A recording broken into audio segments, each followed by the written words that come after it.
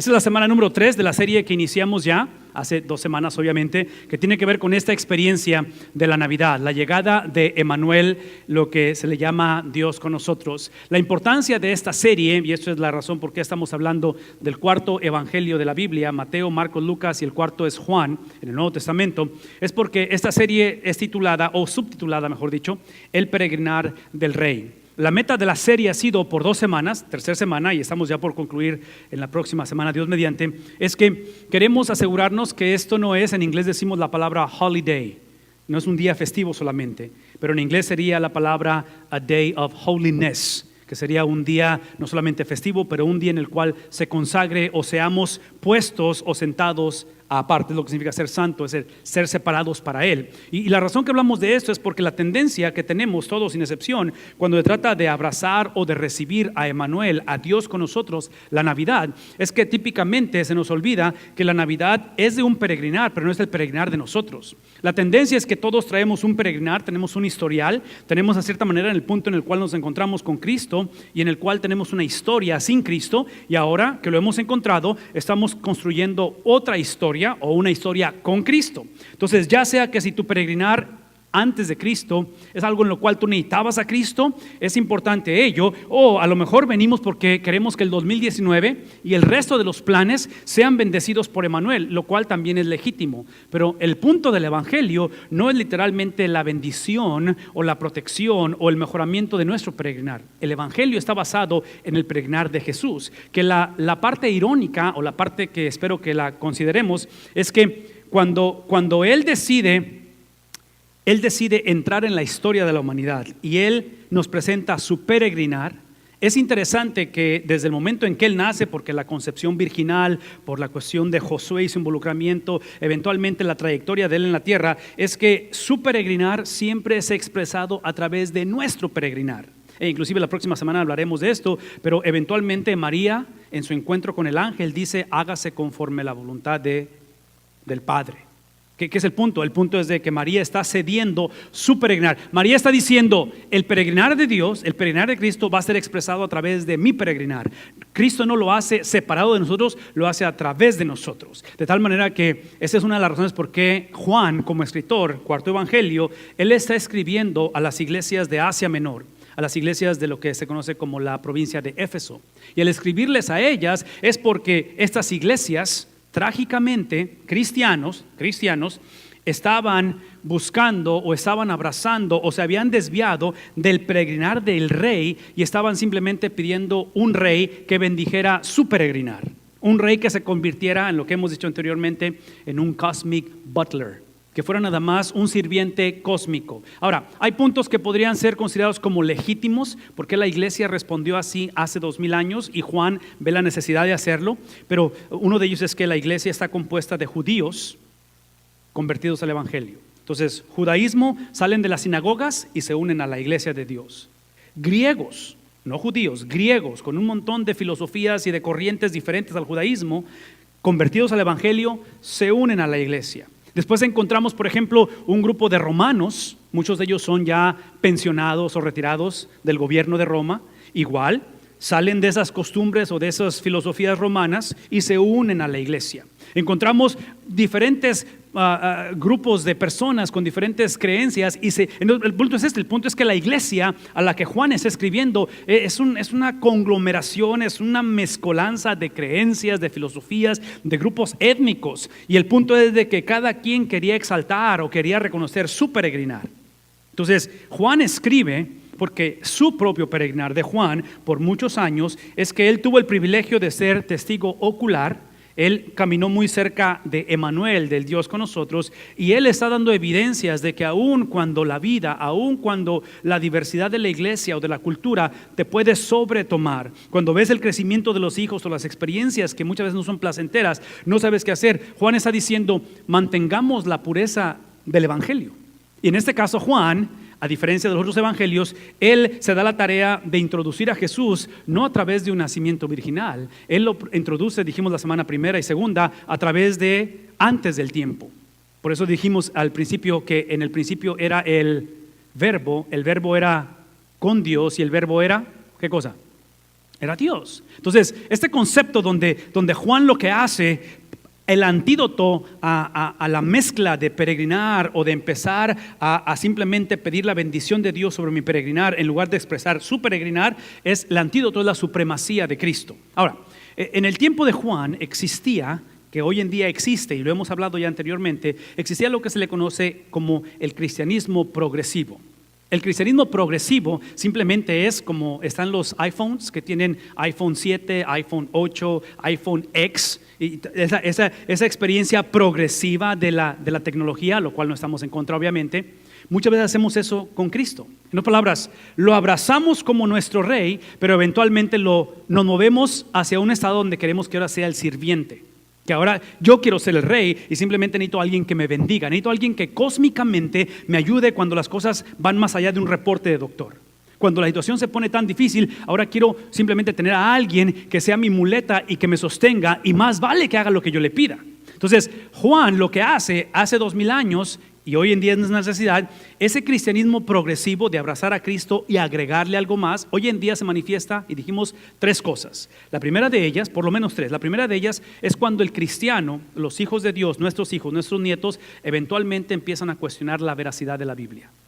No están en contra de ella, simplemente quieren un margen a que a lo mejor no todo es verdad, a lo mejor es parcialmente verdad, a lo mejor la Biblia es una opción entre varias opciones, lo cual implica que si la Biblia es verdad, pero también otras familias o tíos o hermanos tienen otro tipo de verdad, es obvio que podemos llevarnos todos bien. Inclusive como nación, cuando hablamos de los derechos civiles que se pelearon por ellos en los 60s, trasladamos esa mentalidad en la cuestión de la relación con Dios, donde pensamos, aquí no podemos ofender a nadie.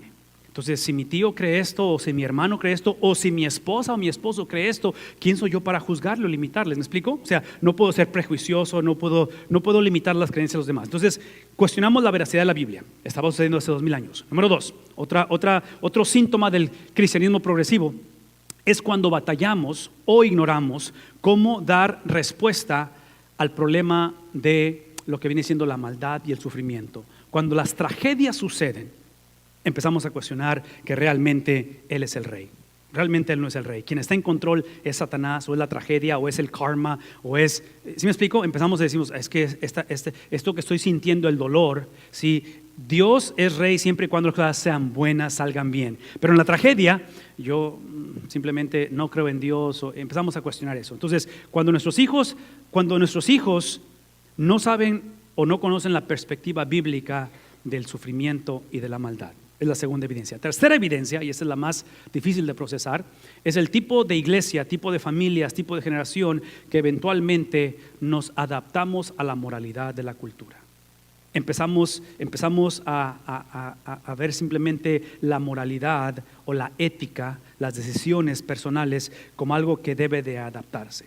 Entonces, esas 3 evidencias que hemos visto a través de la historia, las vemos hoy en día, es una de las razones por qué Juan escribe lo que escribe. Entonces, yo diría esto, porque necesito moverme lo que sigue, yo diría esto, después de 2 semanas.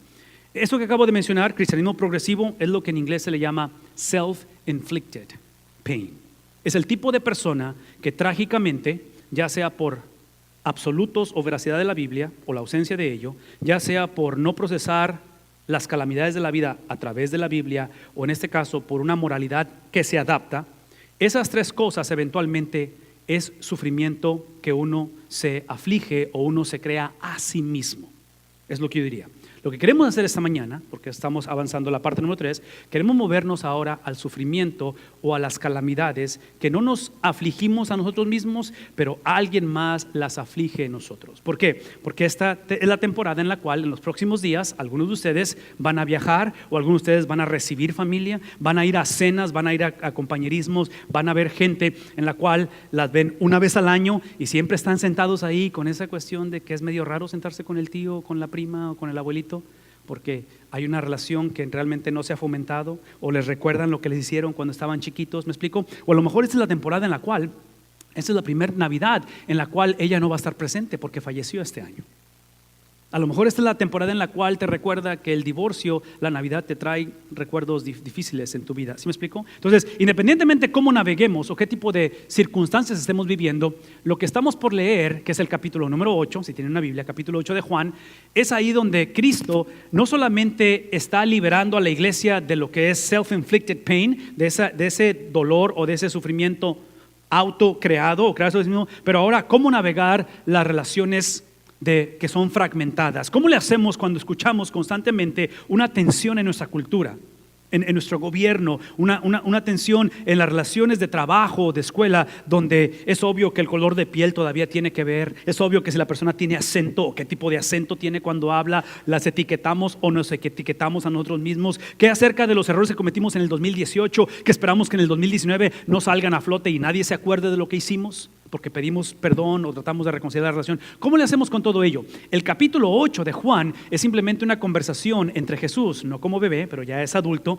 ya es obviamente su peregrinar está ya como adulto en formación y eventualmente va a morir. Pero es la conversación que él tiene, y otra vez aquí está lo irónico del asunto, él tiene con aquellos que debieron de abrazarlo, con aquellos que debieron de tomarlo, con aquellos que debieron de haberse unido al peregrinar de él. Y aparentemente Cristo nos muestra que aquellos que deberíamos de estar compartiendo ese peregrinar, disfrutando su compañía, disfrutando su vida, muchas veces son aquellos los cuales rechazan nuestro peregrinar, critican nuestro peregrinar, nos dan lo que llamamos la puñalada en la espalda, nos dan esa traición que es difícil de procesar. ¿Me explico? Entonces, en la conversación, no tenemos tiempo de leer todo, pero la conversación va algo por el estilo, donde lo están acusando a Cristo de que Él se está levantando el cuello. Donde Cristo les dijo desde un principio que Él no era un rabino que enseñaba cosas acerca de Dios. Rabino siempre ha habido, maestro siempre ha habido, pero Cristo dice, yo no soy un maestro de la Biblia o un maestro del Antiguo Testamento que enseña acerca de Dios. Cristo dice desde un principio, yo soy Dios que vengo a enseñar. ¿Ven la diferencia? No solamente enseño de Dios, yo soy Dios hecho carne, yo soy Emmanuel. Y todo su peregrinar de Cristo, ese es su mensaje, de tal manera que hay un momento en el cual Cristo no solamente le dice a un hombre, levántate, al estar paralítico, pero también le dice, tus pecados son, ¿qué cosa? Y en la mentalidad o en la audiencia de Jesús, solamente una persona puede perdonar pecados. ¿Quién es? Y otra vez, estamos hablando del pretzo, ¿recuerdan el pretzo? Que es un solo Dios, monoteísmo, pero hay tres personas. En este caso, ellos no van a aceptar eso. De tal manera que la conversación de Juan y de Jesús con estos líderes religiosos que no abrazaban el peregrinar de Jesús, es aquel en el cual lo van a acusar de ser, esta es la acusación, tú eres samaritano, y ahorita voy a explicar qué significa eso, samaritano, y la otra es que tú eres una persona, escuchen esto, endemoniada. Esa es la acusación de Jesús. Y Jesús les va a responder obviamente. Y empieza el estira y afloja de esta conversación no saludable, no muy bonita, pero si hubiera habido teléfonos, la hubiéramos grabado para ponerla en YouTube, porque nos encanta el drama, ¿no es cierto? En fin, está esa conversación de tal manera que Jesús llega a este punto en el cual el versículo 54, después de que se le acusan de estas cosas, dice Jesús, si yo me glorifico a mí mismo, porque eso es lo que ustedes me acusan. Ustedes me acusan de lo que en inglés sería self-indulgence, self-righteousness. ¿Saben lo que es eso? La cuestión de simplemente glorificarme a mí mismo, entre paréntesis, un comercial. ¿Saben la razón por qué a Jesús lo acusan de esa cuestión de glorificación a sí mismo y de justicia propia? No sé si se han dado cuenta de esto, pero típicamente las cosas que nos molestan de los demás son las carencias que tenemos nosotros. Entonces, observen que la acusación de self-indulgence, glorificación propia, es porque estos hombres se glorificaban a sí mismos. ¿Sí ven lo que está pasando? Entonces, lo que típicamente nos molesta a los demás es lo que típicamente estamos faltos nosotros. De tal manera que dice él, le responde Jesús, mi gloria no significa, si la gloria proviene de mí mismo, no significa absolutamente nada. Pero, aquí está el pero. Y ese pero cambia el curso de la historia. Pero, ¿quién me glorifica a mí? Dice Jesús. No solamente me glorifica Dios, no solamente me glorifica mi conducta de que yo soy sin pecado, no solamente me glorifica el hecho de que yo nací virginalmente, no solamente me glorifica el hecho de que me han visto caminar sobre las aguas, no solamente me glorifica el hecho de que yo levanto a los muertos, de que con Cristo nunca había funerales porque se aparecía Cristo y ¿qué pasaba con el muerto? Se levantaba, es como decir, de haber sabido no compramos el ataúd, pero bueno, en fin, el punto es de que si lo que lo glorifica a Cristo no es las cosas que Él hizo. Quien glorifica a Cristo es, ¿qué dice Él? Me glorifica Mi Padre. Y esta glorificación de mi Padre, para ser claros, porque acuérdense que este es un contexto de debate. Este no es un contexto en el cual este no es un contexto como el que tuvo Cristo con los discípulos en el aposento alto la noche que fue entregado. En el aposento alto había una celebración de la Pascua, había un momento de intimidad, partiendo pan, tomando la copa. Es un momento en el cual las personas más allegadas, él aquí está en lo opuesto, en una situación de confrontación, lo cual obviamente me dice mucho de la vida del cristiano, que hablaremos ahorita en cuestión de cómo confrontar. Pero el punto aquí es que dice él, no es la glorificación viene de mi Padre, el que ustedes le llaman, ¿qué cosa? En otras palabras, observen que Cristo lo que está haciendo, Cristo está creando una experiencia bien marcada entre simplemente tener la creencia correcta y tener una relación correcta. La tragedia para esta generación no es que creían lo equivocado, es que sus creencias no estaban casadas con su conducta. En otras palabras, observen esto. Esta generación de hombres que están oponiendo a Jesús es el tipo de generación que deseaban un profeta, que deseaban un sacerdote, que deseaban a un rey. Y se les olvidó que desde el principio la llegada de Emanuel no era simplemente el cumplimiento de un profeta, lo cual Cristo lo fue. No era el cumplimiento de un rey, el cual Cristo lo fue. No era el cumplimiento simplemente de un sacerdote, el cual Cristo lo fue. Pero por primera vez, especialmente en el libro de Hebreos nos enseña eso. Dios no mandó un profeta, no mandó un sacerdote, no mandó un rey, lo cual lo hizo. Él mandó un miembro de familia. ¿Mandó a quién? A su propio hijo. Entonces ellos descartan eso de tal manera que lo que quiero que esta mañana se lleven y lo escriban, literalmente escríbanlo o pónganlo, mándense un texto a sí mismo, no chequen ningún otro de los textos porque se van a distraer, pero escriban esto por favor. La glorificación de Jesús, que cronológicamente la entendemos, sucede ese domingo en la mañana, ¿verdad? Glorificación. El preámbulo de la glorificación del domingo en la mañana, esa resurrección de Jesús, está basada en un viernes santo. En inglés decimos Good Friday. En otras palabras, el sufrimiento es el preámbulo de glorificación. ¿Sí ven lo que está sucediendo? Que es el punto de que la glorificación que es dada por su Padre, no simplemente por el Dios o mi Dios, pero mi Padre celestial, está basada en la habilidad que Jesús tuvo desde su nacimiento, y basado en Juan, desde antes de su nacimiento, entender que su vocación al venir al mundo siempre fue bien clara. Eso es lo que quiero que escriban. La vocación de Cristo no fue salvar al mundo. La salvación del mundo es el producto de la vocación. La vocación de Cristo, su glorificación, es simplemente la expresión de que Él entendió que desde el primer momento hasta el último momento sobre esta tierra, su vocación era el sufrimiento. Esa es su vocación. A eso vino Jesús. No porque los líderes religiosos tenían mucho poder y mucha influencia o eran unos bullies, no porque los romanos estaban en control. Todo eso es cierto y todo eso es una realidad. Pero eso tú y yo sabemos. Hoy en día tú y yo lo sabemos. Su autoridad y su influencia es limitada. La autoridad suprema es la de ¿quién? La de mi Padre celestial, que es el punto de que el sufrimiento de Jesús es algo que Dios le llamó a hacer a Él como su hijo. ¿Qué es el punto? Escúchenme, ese es el punto. El punto es que si tú eres un hijo de Dios, ¿cuál es tu vocación? En otras palabras, eso es lo que estoy tratando de decir. El cristiano, el hijo de Dios, el que puede decirle a Dios mi Padre, es aquel que pierde el derecho de cuestionar o de rebelarse cuando el sufrimiento se hace presente. ¿Sí captamos eso? Necesitan escribirlo eso, porque el sufrimiento, tú y yo sabemos, es cuestión de tiempo. El sufrimiento es parte de lo que nos hace ser humanos. El sufrimiento debe de ser aquel que, y escuchen esto claramente, no estoy diciendo que todo sufrimiento glorifica al Padre, así es que por favor no hagamos necedades, no hagamos tonterías. Estoy hablando del sufrimiento que Cristo modela, en el cual literalmente en su sufrimiento estos hombres que están cuestionando, están oponiendo y eventualmente van a torturar a Jesús y crucificarlo, son literalmente instrumentos en las manos de Dios. ¿Captamos eso? Es simplemente que la maldad siempre sirve los propósitos de Dios. La maldad que glorifica a Dios en el sentido de que Él está diciendo mi vocación en la tierra desde que yo nací es para sufrir. Por lo tanto, como cristianos, La última cosa que tenemos el derecho de hacer o de pensar es ¿por qué sufrimos? Si hay un Dios, ¿cómo es posible que me pase esto? ¿Sí me explico? Es simplemente, esa es la oración del cristiano. La oración del cristiano tiene que ser: ¿cómo es que tú, que eres mi Padre, tú vas a ser glorificado a través de mis calamidades, a través de esta pérdida? No palabras, no estoy diciendo que estemos en La La Land y que no veamos la realidad. La realidad es que ese es un mundo quebrantado, un mundo en el cual las personas que deberían de amarnos nos oponen, las personas en las cuales confiamos nos traicionan, las personas a las cuales venimos, como Jesús, a los suyos vino y los suyos, ¿qué dice la Biblia?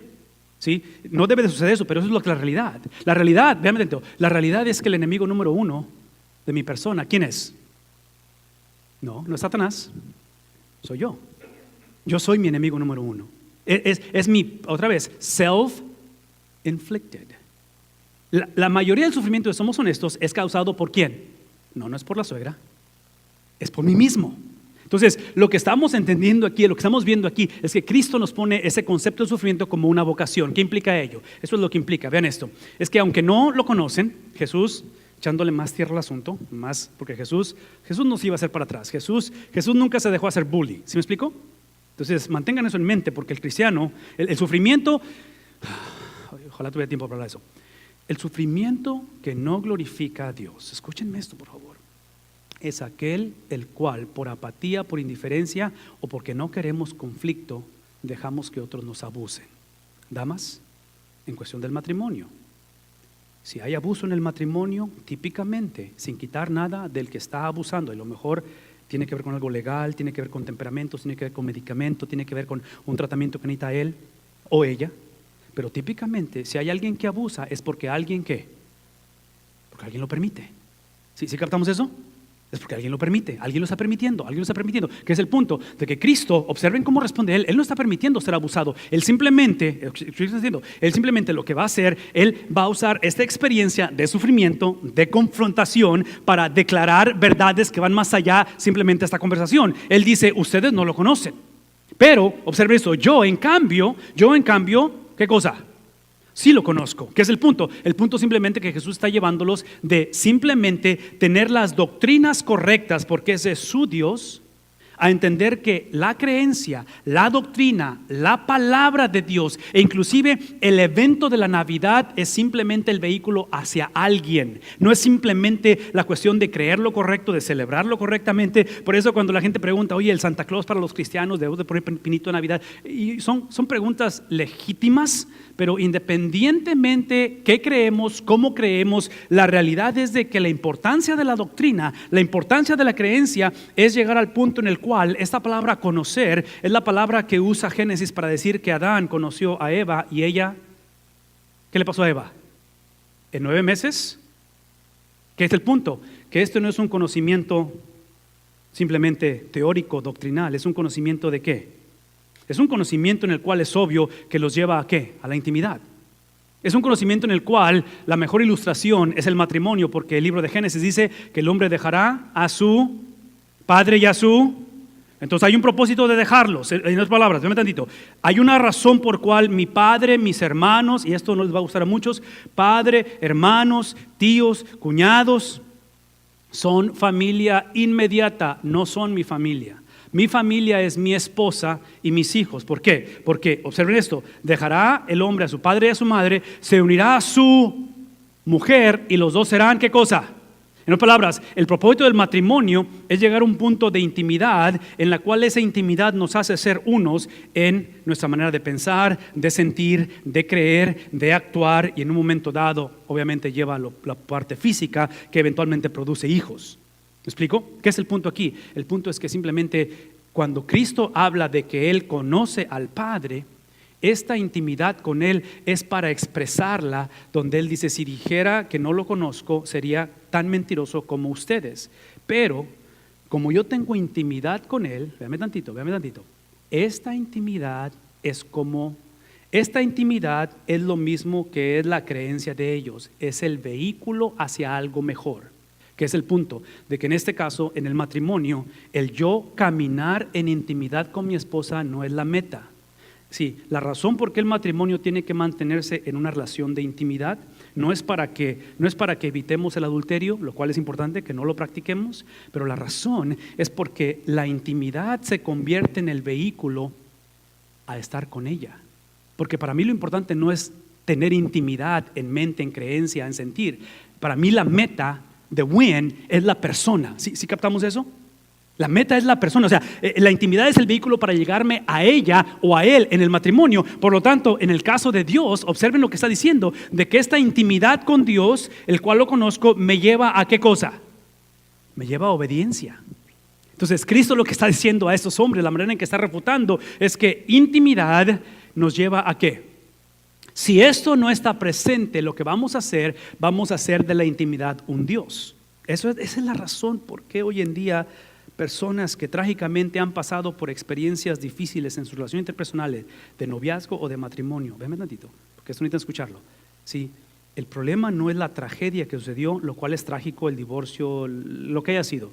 Es de que muchas de estas personas hacen un Dios de la intimidad en relaciones personales que no pueden estar solos, que van de una relación tras otra, disfuncionalidad tras disfuncionalidad. ¿Sí me explico? Porque empezamos a hacer un Dios de la intimidad donde estos hombres que están lidiando con Jesús eran maestros de la ley, porque la ley los llevaba a una intimidad con Dios. El problema es que ellos no amaban a Dios. ¿Qué es lo que amaban? Amaban la ley, amaban la intimidad de la manera en que ellos querían definirla, y Jesús dice, sí, la intimidad me lleva a la obediencia. Esta mañana, conforme ustedes otra vez pasan tiempo con familia, ven tíos, hermanos, tal vez son hijos, tal vez son nietos, quien sea, y ustedes literalmente muestran, no lo hablemos, mostremos el evangelio con intimidad con Dios, donde no solamente es mi Dios, pero es mi Padre, y esa intimidad se manifiesta ¿en qué? No nada más en conocimiento, pero en obediencia. Cuando hacemos esto en nuestra vida, en nuestro caminar personal, nos da ahora la oportunidad de crear lo que se le llama en inglés holy discontentment. La palabra tiene que ver con el concepto de que creamos una curiosidad en la gente. Creamos una curiosidad que a lo mejor nos van a querer debatir, y el clásico tío que cada Navidad quiere echarme tierra con el ateísmo o lo que sea, ¿saben de qué estoy hablando? O la clásica situación que cuando pasó este incidente en la familia, por eso es que no creemos en Dios ahora. Cualquiera que sea el punto, véanme tantito. Es que nuestra responsabilidad con estos dos componentes es tener la habilidad de dar, como dice Pedro, respuesta al evangelio, dar una defensa del evangelio, porque es ahí donde Cristo eventualmente en el versículo 56 dice, Abraham, ¿quién es Abraham? Si es el padre de Abraham, no estoy en contra que es el padre de Abraham, pero es el padre de ¿quién? Dice Jesús. Es el padre de ustedes. ¿Qué es lo que está haciendo Jesús? Lo que está haciendo Jesús es que introduce el evangelio recordándoles que tanto Abraham como la ley, como la nación de Israel, que ellos son la nación de Israel, como todo el Antiguo Testamento y la historia de esta nación, de esta gente, eran simplemente un vehículo para el cumplimiento de esa promesa. ¿Quién es el cumplimiento? El cumplimiento es Cristo. Entonces lo que está diciendo Jesús a ellos es que eventualmente esta es, no se vieron la pelea de Canelo anoche, pero este es como el gancho que da Canelo y lo tumba al chavo. Esto que le está diciendo los manda. Por eso observen cómo se van a levantar ahorita, y lo estoy por leerlo, pero aquí está violenta esta conversación, porque él está diciendo, el padre no es el padre de Abraham, es el padre de ustedes. ¿Por qué? Porque ustedes convenencieramente se olvidaron que desde el libro de Jeremías había una profecía cumplida a través de Abraham, dada a través de Abraham, en lo cual venían días en los cuales el Señor afirma, escúcheme tantito, Jeremías está escrito en un tiempo en el cual el pueblo de Israel no tiene la amenaza de exilio o de ser perseguido, está en medio del exilio, donde si ustedes ven otro de los libros que él escribe, es el libro de Lamentaciones, donde él habla de canibalismo, donde la sequía es tanto que las mamás empiezan a comerse ¿a quién? A sus propios hijos. El sufrimiento es extremo, y escuchen el mensaje en medio del sufrimiento. Vienen días, ¿qué tipo de días? No, si días ya sabemos, es una calamidad los días que tenemos. Dice, en que haré un nuevo, ¿qué cosa?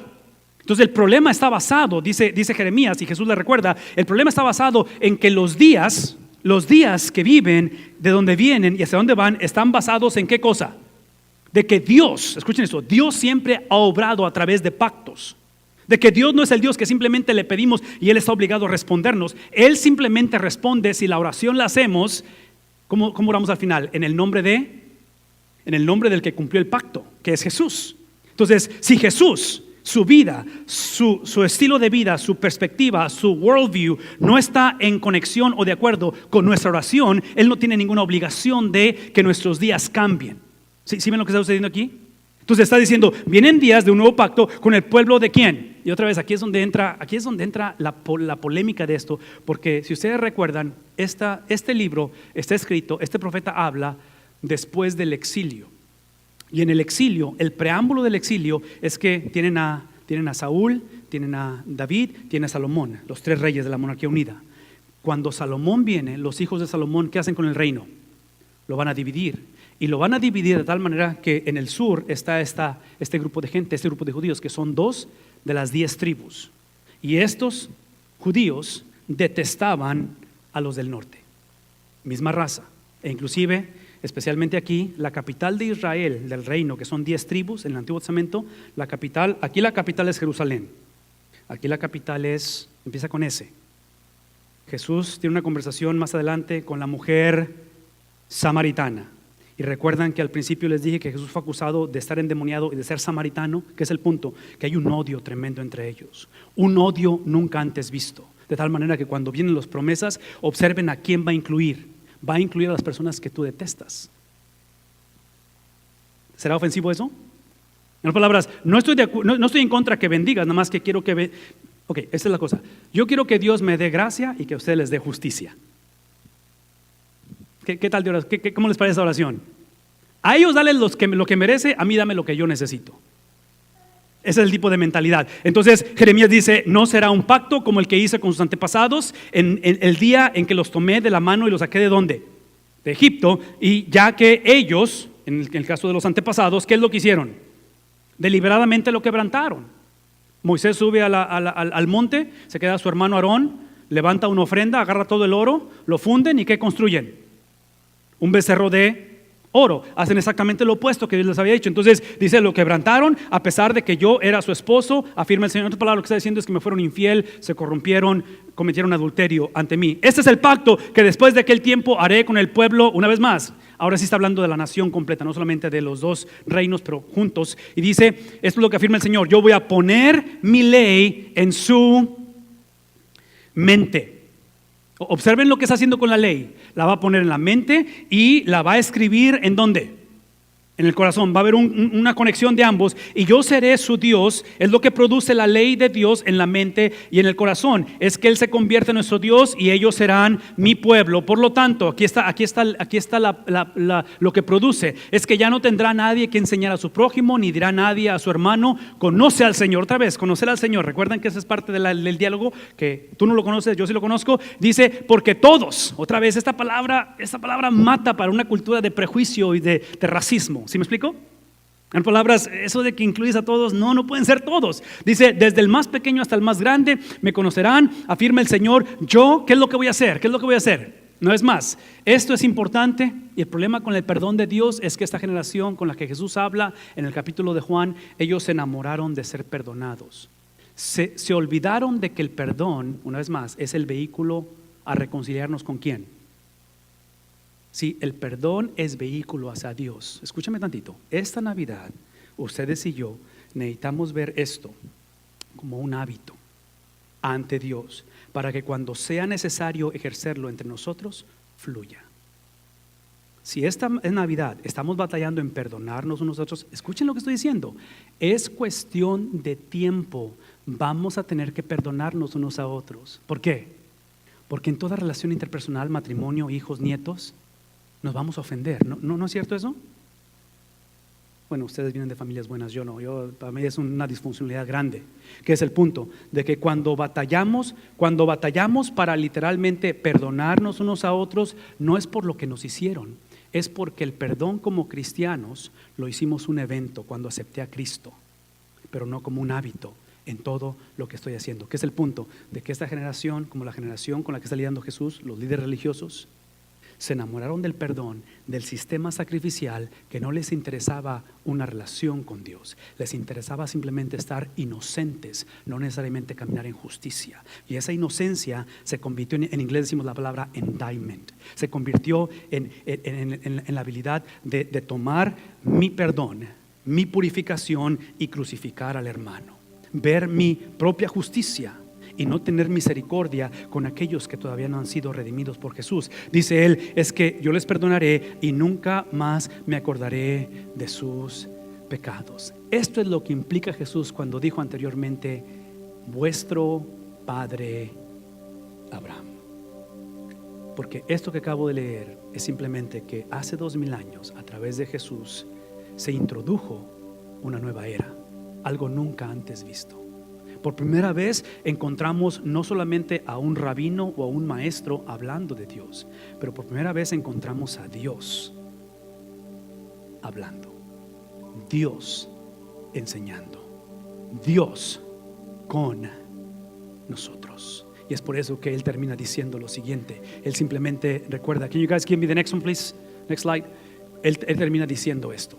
Esta mañana simplemente quiero que vieran, ni a los 50 años llegas, le están diciendo a Jesús, y le dijeron los judíos, ¿y has visto a Abraham? En otras palabras, estos chavos, después de todo lo que Jesús les dice, como quiera no les cae el 20. Siguen necios. Dice, ciertamente les aseguro que, es lo que responde, antes que Abraham naciera. Ustedes están pensando en la cronología de que yo ni 50 tengo, por lo tanto, obviamente nunca he visto a Abraham, porque Abraham tiene años de estar muerto. Pero dice Jesús, antes que Abraham naciese. ¿Qué es lo que está diciendo? Es que yo soy. Por favor, escuchen esto. Cuando presentamos el evangelio de Jesús y exaltamos la supremacía de Jesús, eso no garantiza que la gente va a aceptar a Jesús. Esta mañana yo sé que tú, esta Navidad, piensas en tus padres, en tus hermanos, en tus tíos, en parientes con los que te vas a sentar alrededor de la mesa. No hay garantías que esta cena de Navidad vayan a estar el próximo año todos ellos ahí. No hay garantías de que tú vayas a estar. Por lo tanto, cuando se trata de presentación del evangelio, esta generación que rehusó reconocer la supremacía de Cristo hicieron dos cosas. Una es que vieron las palabras de Jesús como blasfemia y van a querer, ¿qué cosa? Apedrearlo. Y la otra es el tipo de persona que simplemente no puede aceptar el evangelio a menos que sea regenerado su corazón. ¿Qué es el punto? Vean tantito. Es que esta Navidad, esta semana, yo quiero que oremos por la salvación, sea la tuya si nunca has aceptado a Cristo, y la de los tuyos. ¿Por qué? Porque esta generación, trágicamente, observen cómo respondieron. Esos mismos judíos, ese pueblo de Dios, tomaron piedras. ¿Para qué? Literalmente para matar a Jesús. Cuando tú y yo tenemos intimidad con Dios, que se traduce no en un mejoramiento de circunstancias, pero en literalmente la expresión del Dios con que tenemos intimidad en obediencia, eso es lo que produce el evangelio. Pero eso no es una garantía de que la gente va a responder.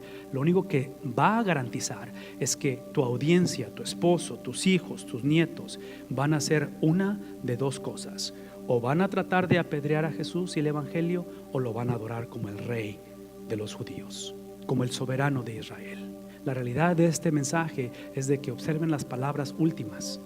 Al final dice la palabra de Dios que es entonces cuando Jesús ve que lo van a apedrear. Y Jesús, ¿qué es lo que hace? Literalmente se va a escabullir, se va a esconder, de tal manera que en mi mente no pude evitarlo. Si el nacimiento de Jesús sucedió en el tiempo de Dios, bajo las circunstancias de Dios, a través de las personas que Dios quiso, es obvio que la muerte de Jesús sucede cuando Dios dice, como Dios dice, en el momento en que Dios dice. Que es el punto de que el nacimiento y la muerte de Jesús es la expresión de la soberanía de Jesús, de la soberanía de Dios, de que Dios no está en el cielo tratando de figurar qué hacer con nosotros, de que Dios no es el tipo de Dios que está diciendo, ojalá un día esto se les ocurra, alinearse con mis planes y mis propósitos. Dios es soberano. Dios siempre ha sido soberano. Y la soberanía de Dios es que en su misericordia esta mañana Él te da la oportunidad de poder literalmente abrazar, caminar, expresar ese peregrinar de nuestro Rey. Pónganse de pie, por favor.